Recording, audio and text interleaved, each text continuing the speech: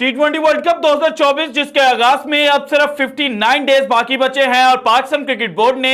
White ball format का नया कप्तान बाबर आजम को अपॉइंट कर दिया है। पाकिस्तान के जनाब जो सिलेक्शन कमेटी के अरकान हैं वो पाकिस्तान के क्रिकेट टीम के खिलाड़ियों की फिटनेस को जांच पड़ताल कर रहे हैं और 21 रुकनी जनाब जो इब्तदाई स्क्वाड है उसके कुछ खिलाड़ियों के जो नाम हैं वो भी सामने आना शुरू हो चुके हैं। लेकिन इसी बीच पाकिस्तान के साबिक कप्तान राशिद लतीफ साहब ने एक बड़ा जनाब धमाका कर दिया है और उन्होंने जनाब एक इंटरव्यू के दौरान यह स्टेटमेंट दे दी है कि जनाब बाबर आजम ने अपना बदला शाहीन शाह अफरीदी से ले लिया है। और फिर बात यहीं पर उन्होंने खत्म नहीं की कि ये जो सारा कप्तानी को लेकर जंग चल रही थी, इसमें बाबर को जिस तरह से कप्तान बनाया गया है तो बाबर और शाहीन के दरमियान जो जनाब एक लफ्जी जंग थी या जो एक सर्द जंग थी वो बाबर आजम ने जीत ली है। बल्कि उन्होंने मजीद खतरनाक इंकशाफात जो हैं वो किए जो आज की वीडियो में मैंने आपके सामने रखने हैं और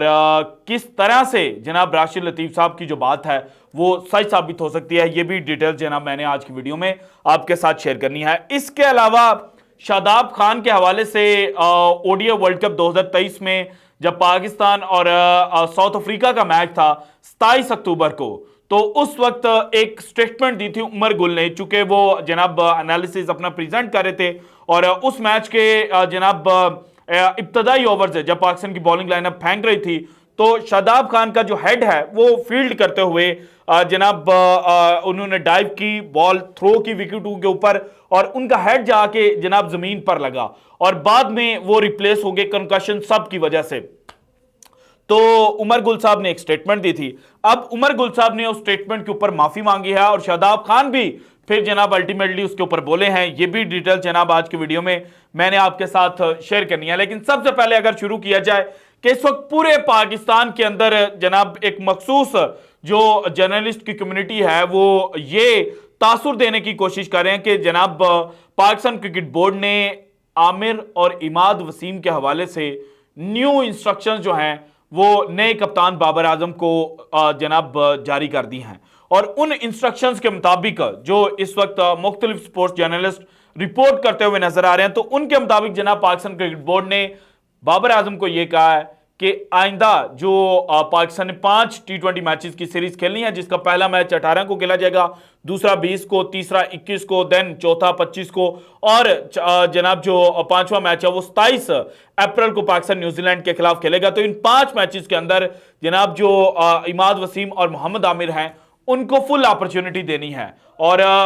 बाबर आजम के हवाले से ये एक तासुर कायम करने की कोशिश की जा रही है कि शायद बाबर जो है वो इन दोनों खिलाड़ियों को फुल अपॉर्चुनिटी नहीं देना चाह रहे थे, लेकिन क्रिकेट बोर्ड जो है उसने अहकाम जारी किया। तो भाईजान आप हैं अकल के अंधे, आपको पता ही नहीं है कि इस वक्त पाकिस्तान की क्रिकेट के अंदर चल क्या रहा है। और जहां तक आमिर और इमाद वसीम की बात है तो ये दोनों खिलाड़ियों की जो रिटायरमेंट वापसी हुई है ना, ये टी20 वर्ल्ड कप 2024 को जहन में रखकर की गई है, क्योंकि पिछले 3 सीजन्स जो सीपीएल के खेले गए हैं उनके अंदर इन दोनों की बॉलिंग परफॉर्मेंस अगर चेक कर ली जाए, इमाद वसीम की तो बैटिंग परफॉर्मेंस भी जनाब चेक करने के काबिल है कि किस तरह से ऑलराउंडर सलाहियत के तौर पर उन्होंने जनाब सीपीएल में अपनी टीमें जो हैं उनको कामयाबियां दिलवाई। लेकिन सिर्फ बॉलिंग की अगर मैं बात करूं तो इमाद वसीम का जनाब जो 2021 का सीजन था उसमें इन्होंने 6 मैचेस खेले। इन 6 मैचेस में इन्होंने 23 ओवर्स फेंके, यानी कि सिर्फ एक मैच के अंदर ये अपने ओवर्स का कोटा जो है वो कंप्लीट नहीं कर पाए थे।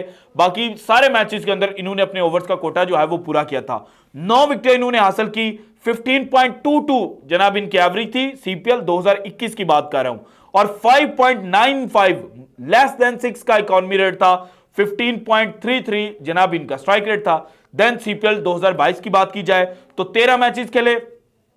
12 इनिंग्स के अंदर इनको बॉलिंग करने का मौका मिला, 273 ओवर्स जनाब इन्होंने फेंके जो बनते हैं जनाब 45.3 ओवर्स और जिसमें 3 ओवर्स मैडन थे। अब जनाब सीपीएल 2022 की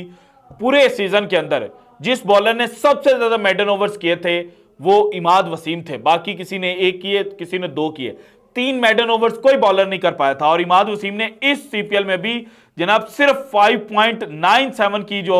इकॉनमी रेट है उसके साथ विकेट्स हासिल की थी, जबकि 16 इनकी एवरेज थी और 17 विकेटें इन्होंने हासिल की थी और 16.05 इनका स्ट्राइक रेट था। सीपीएल 2023 की बात की जाए जो लेटेस्ट एडिशन था, तो इसमें 11 इनिंग्स के अंदर इन्होंने बॉलिंग की, 38.3 ओवर्स इन्होंने फेंके, 276 रन इनको लगे, 14 विकेटें इन्होंने हासिल की, 19.71 इनकी एवरेज थी, 7.61 इनका जनाब इकॉनमी रेट था और 16.5 इनका स्ट्राइक रेट था। सो भाईजान ये जो परफॉर्मेंस है ना, इसी परफॉर्मेंस की वजह से इमाद वसीम साहब को कहा गया कि आप पाकिस्तान की जरूरत है, और इमाद वसीम को अब 5 T20 मैचेस, चाहे शाहीन शाह अफरीदी होते या बाबर आजम है, इन्होंने 5 T20 मैचेस देने थे, क्योंकि जितना ज्यादा इंटरनेशनल मैचेस का एक्सपीरियंस इनको मिलेगा, जितना ज्यादा गेम टाइम मिलेगा, उतनी ज्यादा परफॉर्मेंस जो है वो इनकी निखर कर सामने आएगी। सो इसी वजह से इमाद वसीम को जनाब पूरे 5 मैचेस मिलने की जो बात है वो की जा रही है। इसके बाद जो मोहम्मद आमिर, अगर उनकी 2021 से परफॉर्मेंस चेक की जाए, 7 मैचेस 2021 में खेले, 24.2 ओवर्स फेंक के 11 विकेटें हासिल की और 6.12 जनाब इनका इकॉनमी रेट था, 13.54 इनका एवरेज थी, जबकि 13.27 इनका स्ट्राइक रेट था। उसके बाद 2022 की बात की जाए, 11 मैचेस के अंदर जनाब बॉलिंग की, 16 विकेटें हासिल की, 15.62 एवरेज थी, 6.43 इकॉनमी रेट था, 14.56 जनाब इनका स्ट्राइक रेट था। उसके बाद 2023 की बात की जाए, 10 मैचेस के अंदर बॉलिंग की, 32 ओवर किए, 16 विकेटें गेंद हासिल की। 2016-22 में भी 16 विकेटें, 2023 में भी 16 विकेटें, 13.75 इनकी एवरेज थी, 6.87 इनका इकॉनमी रेट था और 12 का इनका स्ट्राइक रेट था। सो भाईजान ये वो परफॉर्मेंस है। अब आप बताएं कि जब आपने दो खिलाड़ियों को रिटायरमेंट वापस लेने पर मजबूर किया हो, तो आप उनको 1 मैच खिलाएंगे, 2 मैच खिलाएंगे, 3 मैच खिलाएंगे, बाद में कहेंगे कि नहीं जनाब हमारे कंबीनेशन में आप फिट नहीं आ रहे। तो आपकी मजबूरी है कि जनाब जो खिलाड़ी, इन दोनों की परफॉर्मेंस है सीपीएल के पिछले 3 सीजन में, तो उसकी वजह से इनको टीम के अंदर भी आपने लिया है और इनको पूरी अपॉर्चुनिटी भी प्रोवाइड करनी है। अब आते हैं जनाब शादाब खान वर्सेस उमर गुल।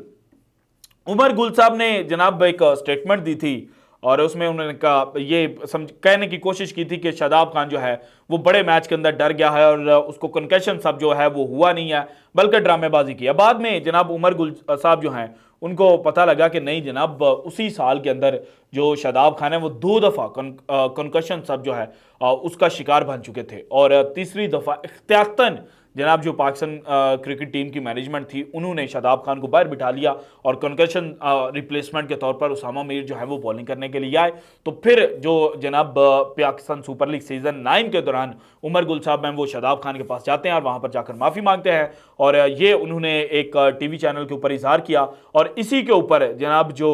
शादाब खान है उन्होंने जनाब रिस्पॉन्ड किया और उन्होंने कहा, it takes a brave man to accept his mistake, respect you Gulli भाई, always stay happy, Shadab quoted on cricket Pakistan post. तो इस तरह से शादाब खान साहब जो हैं उन्होंने बोला कि भाई ये बड़ापन है कि आपने अपनी जो गलती है उसको एक्सेप्ट किया और माफ़ी मांगी और खुश रहें गुली भाई। अब आते हैं जनाब जो बाबर वर्सेस शाहीन। बाबर वर्सेस शाहीन, वैसे तो मामला जो है वो ऑलमोस्ट ठप हो चुका है, लेकिन अभी तक जो क्रिकेट पंडित हैं वो इस मामले के ऊपर गुफ्तो शुनीद करते हुए नजर आ रहे हैं और लेटेस्ट एडिशन इसमें हुआ है जनाब राशिद लतीफ़ साहब का। राशिद लतीफ़ साहब बड़ी बोल्ड स्टेटमेंट्स देते हैं। अब उन्होंने कहा है कि जनाब सबसे बेहतरीन जो मूव किया था ना वो शादाब खान ने किया था 2023 में, जब अफगानिस्तान के खिलाफ सीरीज में शादाब को कप्तान बनाया गया ना, तो end of the series Pakistan वो सीरीज 2-1 से हार गया था। तो शादाब ने कहा था कि भाईजान रिजवान और बाबर ही नहीं है इस टीम में तो मैं क्या करूं। तो उसी जानिब उन्होंने इंडिकेट करते हुए कहा कि जनाब सबसे अच्छा वो खेला है। लेकिन जब